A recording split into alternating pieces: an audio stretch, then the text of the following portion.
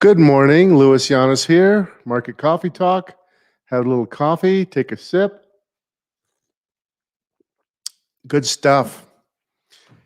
Okay, so I like to do a lot of reading over the weekend, and this last weekend for it was a actually pretty interesting weekend because it seemed like I'm reading like three different books at a time, and it seemed like all three books where I was all kind of coalescing to into the same types of message that almost like in a synergistic way.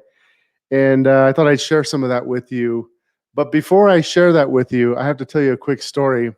So I'm upstairs and I'm reading, and my 14-year-old son comes up to me, and he informs me that he's mining for Bitcoin on his computer. And I was like, "Oh, okay, you're mining for Bitcoin." And then he started crunching some numbers, and he found out that the cost of electricity is actually probably almost equal to how much he could earn in mining. So he's like, okay, well, that's not a very good investment. After we talked about that. And then I said, why don't you just trade Bitcoin?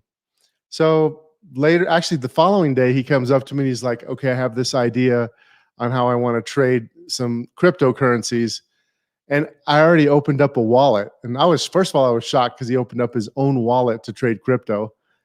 So the biggest thing that I was thinking about was when I was a kid, probably the best thing that ever happened to me was when somebody actually helped me learn.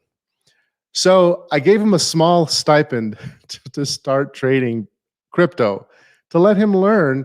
And I'm teaching him, about buying and selling.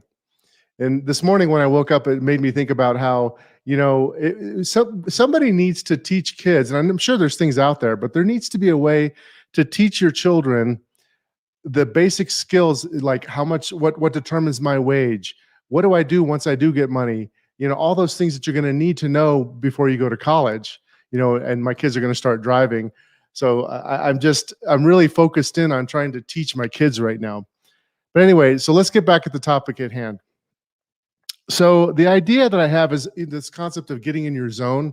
Everybody has their own creativity. Everybody's kind of an artist in their own way. And I was reading this book called The Element, and there was some really interesting concepts there about making new connections and how when you have creativity, that your creativity should be done in a way where it's actually helping others, right? So that you have an opportunity for your creativity to impact others positively. And in order for you to be a good creative person, you really have to be able to get yourself back in that zone all the time. Because, as time goes on, you kind of get beaten down a little bit, and you need to get back into your ideal state, whether it be in business or with your family or just in life in general. And I went through some exercises, and I found there's some really great ways. And everybody, you should, if you're not already doing this, find those things that help you get back into the zone.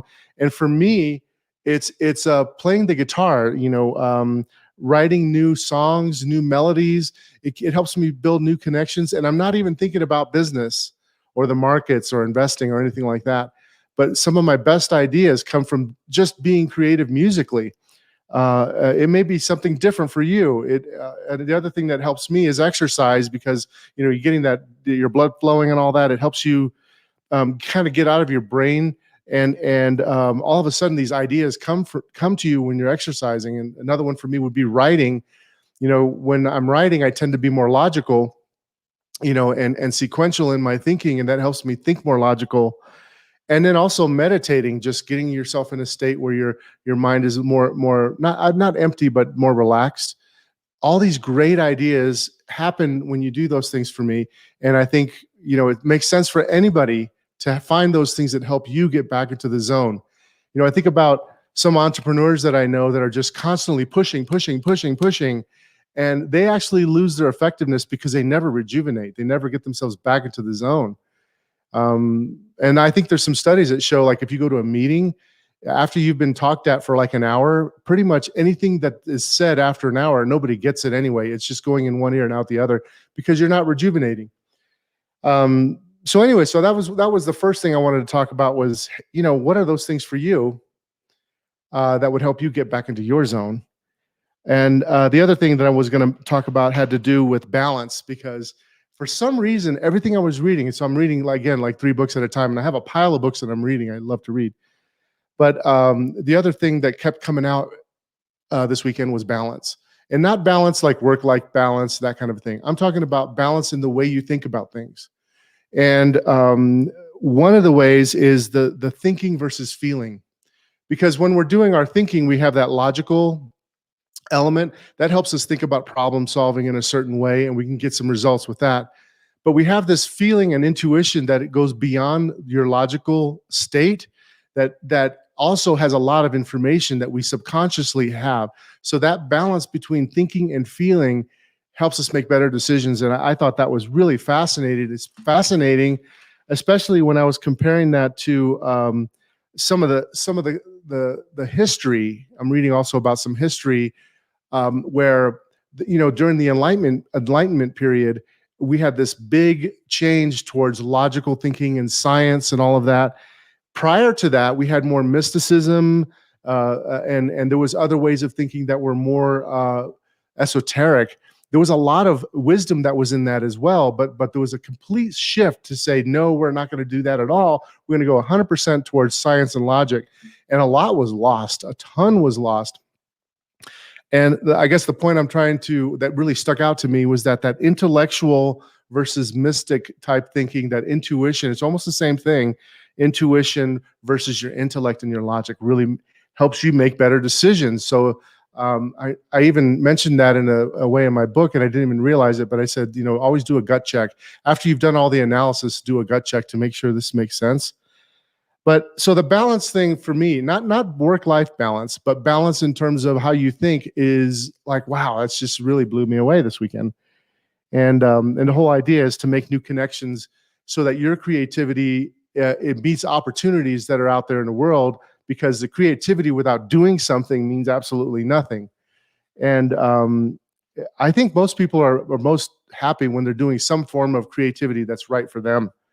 There's this concept of synchronicity where, whatever it is that your intentions are focused on, you tend to start seeing things that are synchronized to what you're trying to do. And being aware with what's going on in your world and what you're trying to do, what your thing that you're supposed to be doing, it could really help you leverage into that. So anyhow, so that's my second thought that I had. We had, the idea of balance, and then the idea of how you get into your zone. And the third thing was making new connections. What are those things that help you make those new connections? For me, it's writing songs, melodies, playing the guitar, coming up with new riffs, exercising, meditating. Those things it's funny, things happen, like they say, things happen in the shower. So anyway, I'm off to a meeting now, but I thought I'd just share a few thoughts with you. Hope you guys are doing well, and we will talk to you later.